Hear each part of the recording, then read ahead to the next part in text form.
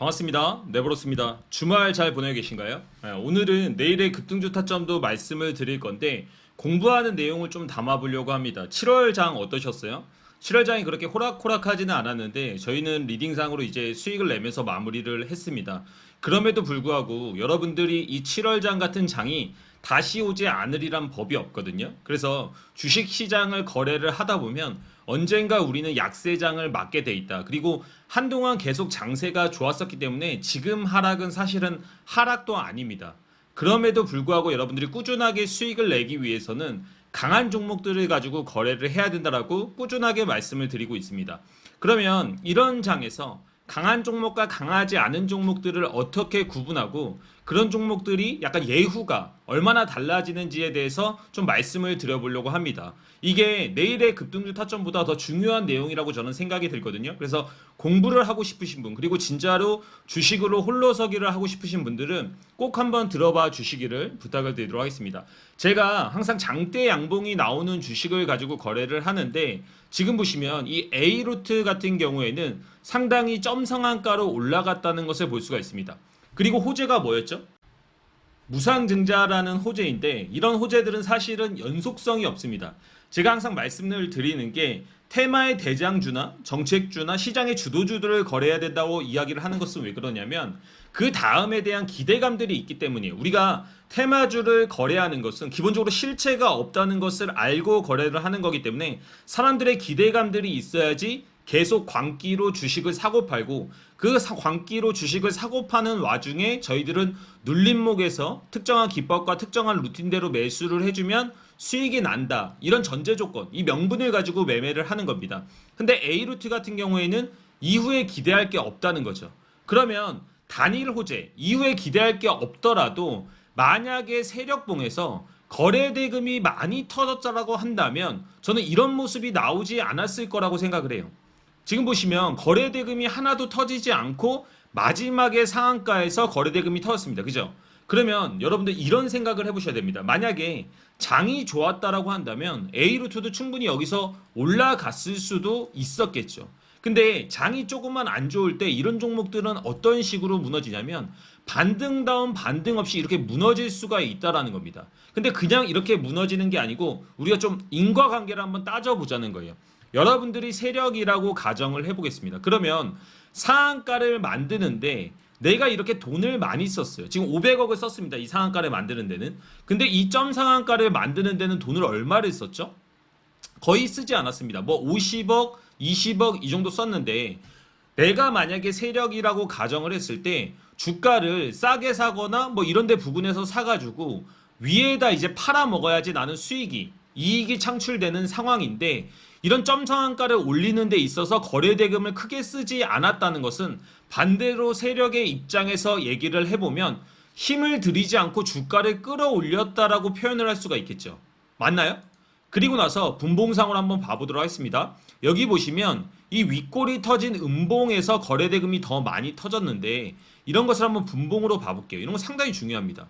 만약에 세력들이 돈을 들이지 않고 이렇게 주가를 끌어올린 다음에 마지막에만 약간의 돈을 써가지고 이 상한가를 잠갔다. 그러면 여기서부터 물량을 그냥 팔아치운다라고 할지라도 차익 실현이 다 됐다라고 볼 수도 있지 않을까요? 보세요, 여러분. 거래대금이 여기서는 안 터지고 이 거래대금 상한가에서 500억이 터졌는데 다음날 음봉을 만드는데 738억이 터졌습니다.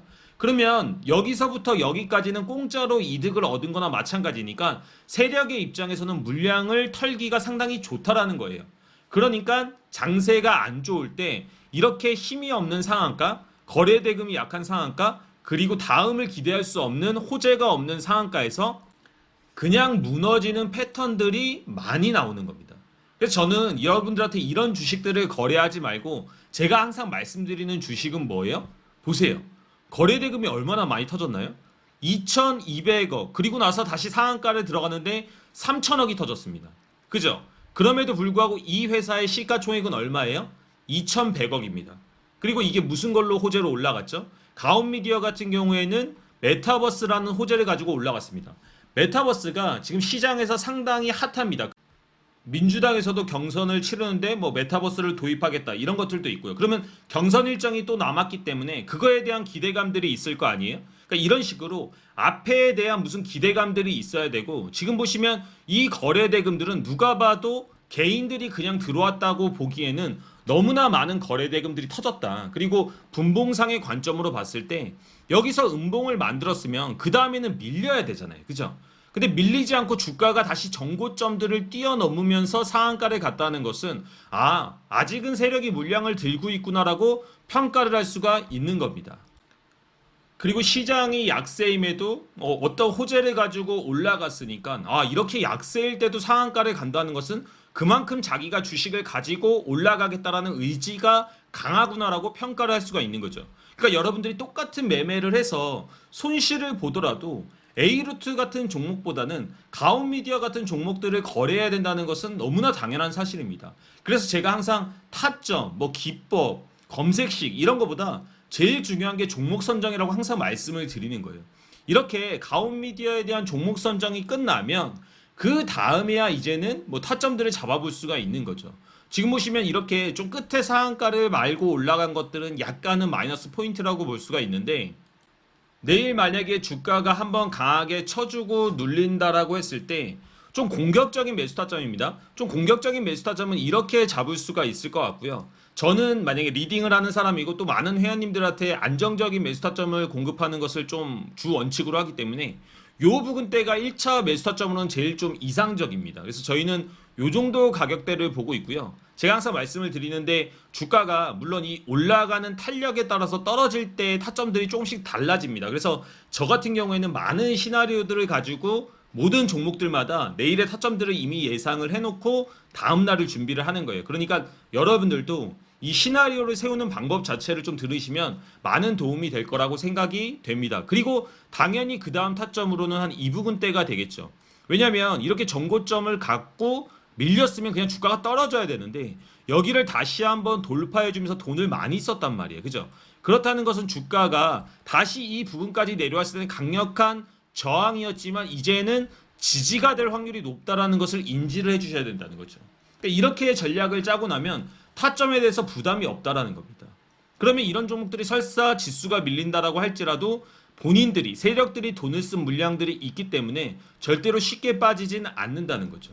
그리고 제가 항상 말씀을 드리는데 시장 전체를 좀 읽을 필요가 있거든요. 여러분들이 그냥 뉴스 같은 거 많이 보실 거라고 생각은 해요. 그러면 뉴스에서 지금 확진자가 계속해서 늘어나고 있습니다. 그러면 이제부터는 어떻게 시장이 돌아갈 것이냐, 코로나 관련주들이 이제 어떤 쪽으로 돈이 쏠릴 것이냐를 고민을 해보실 필요가 있다는 거죠. 우리나라도 백신 예방 접종률이 지금 38% 정도가 넘어가고 있습니다. 1차에 한해서이긴 하지만 그러다 보니까 이제는 델타 변이가 계속해서 확진자들을 만들어내고 있어요. 그래서 이제 백신만으로 안 된다는 것을 아니까 시장이 약간 어느 쪽으로 돌린이 쏠리고 있냐면 이제는 치료제다. 치료제가 빨리 나와서 이제는 감기처럼 걸리더라도 빠르게 치료를 하는 것이 나을 수도 있다라는 생각들을 하면서 시장이 약간은 치료제 관련주로도 돈이 쏠리고 있습니다. 그래서 한국 BNC 같은 종목들을 보면 상당히 지금 여기 한 2차 시세 정도라고 생각이 되는데 여기서 이제 올라가는 것들 그리고 재차 정고점을 뚫는 모습들을 봤을 때 오히려 이런 종목이 좀 안정적으로 매매를 할 수가 있다라는 거죠. 근데 여기서 단점은 뭘까요? 여기서의 단점은 이 앞에 정고점들을 뚫을 때 거래대금이 앞에 정고점을 넘지 못했다는 겁니다. 그럼에도 불구하고 이제 상한가를 갔으니까 어느 정도의 전략은 세워볼 수가 있다라는 거죠. 이런 식으로 시장의 돈이 어디로 쏠리는지, 테마의 대장이 어딘지, 시장의 주도주가 무엇으로 치고 나가는지에 대해서 여러분들이 생각을 하시면서 매매를 하실 필요가 있다는 겁니다. 한국 BNC 같은 경우에는 기본적으로 타점을 봤을 때 이렇게 내일의 전저점 있죠. 이 부분대를 지지해주는 것이 상당히 기본 타점이 될 것 같아요. 여기를 한 1차 매수 타점 정도로 보고 2차 매수 타점 쪽으로 좀 안정적으로 봤을 때는 요 부분대가 한 2차 정도가 될 거라고 생각합니다. 그러면 한 여기서부터 여기까지 한 7% 정도가 되겠죠. 그쵸? 이런 식으로 또다시 전략을 쌓고 내일 매매를 한다면 충분히 공략을 해볼 수가 있다. 그럼에도 불구하고 약간 제가 더 높게 보는 종목들은 가온미디어와 같은 이렇게 새롭게 올라가는 종목들 이런 것들을 좀 좋아하거든요. 하지만 종목이라는 것이 어디서 수익이 날지는 사실은 그날 시장의 분위기와 돈이 쏠리는 것들에 따라 다르기 때문에 많은 종목들에 대해서 여러분들이 시나리오를 가지고 있는 게 제일 중요합니다. 항상 말씀을 드리지만 종목 선정을 하는데 최대한 많은 시간들을 들이시고 오늘 제가 많은 내용들을 이야기를 드렸어요. 지금 여러분들이 거래하고 있는 종목이 어떤 종목들인지에 대해서 꼭 한번 생각을 해보시기 바랍니다. 네버러스라는 사람은 왜 자꾸 종목 선정에 대해서 얘기를 할까? 제가 그 결과를 말씀을 드리겠습니다. 종목 선정을 이렇게 강조하고 시나리오를 강조하는 이유는 네이버 카페에 보시면 이렇게 네버러스라고 치면 저희 카페가 나옵니다. 제가 운영을 하는 카페인데 실제로 저희 회원님들, 제 리딩을 따라하는 회원님들이 이렇게 결산들을 올려주고 계세요. 그러면 이런 회원님도 한번 봐보세요. 월 수익금이 900만 원입니다. 7월장 쉬었나요? 7월장 쉽지 않았습니다. 여러분들이 이거 실제로 보시면 상당히 많은 수익들이 났다는 것을 확인을 할 수가 있거든요. 지금 이 회원님께서는 한 1,100만 원 정도 수익이 나셨어요. 그렇죠?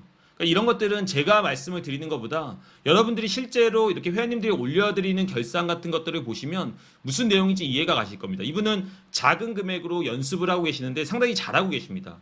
예수금 1,000만 원으로 한 달에 4%의 수익을 올린 거면 저는 상당히 훌륭하다고 생각을 해요. 그러니까 이런 식으로 자기가 계속해서 기준을 가지고 리딩을 듣고 또 종목 선정에 혼을 기울이다 보면 여러분들의 실력이 자연스럽게 올라간다는 거죠. 지금 이분께서도 상당히 공부를 열심히 하신 분인데 스윙방 리딩만으로도 한 달에 1,000만 원의 수익을 올리셨습니다. 7월장이 이런데도 불구하고 1,000만 원의 수익을 꾸준하게 올린다는 것은 상당히 쉽지가 않거든요. 그분들 말고도 상당히 잘하시는 분들이 많이 계십니다. 그래서 여러분들 이런 거 직접 보신 다음에 아 나도 할 수 있구나. 정말로 이렇게 일반 회원님들이 성장해 가는 것들을 보면서 동기부여도 받으시고 정말로 제가 이렇게 강조하는 종목 선정과 시나리오 그리고 원칙을 만들어 나가시면 저는 여러분들도 이런 계좌 만들 수 있다라고 생각을 합니다. 8월 이제 장이 시작이 됐는데요. 8월 장도 쉽지 않아 보입니다. 지수 자체가 지금 하방으로 꽤나 열려있는 포지션인데 여러분들이 대응 잘하시고 또 강한 종목에 집중하셔서 좋은 수익 그리고 시장에서 살아남는 트레이더가 되셨으면 좋겠습니다. 감사합니다. 네버러스였습니다.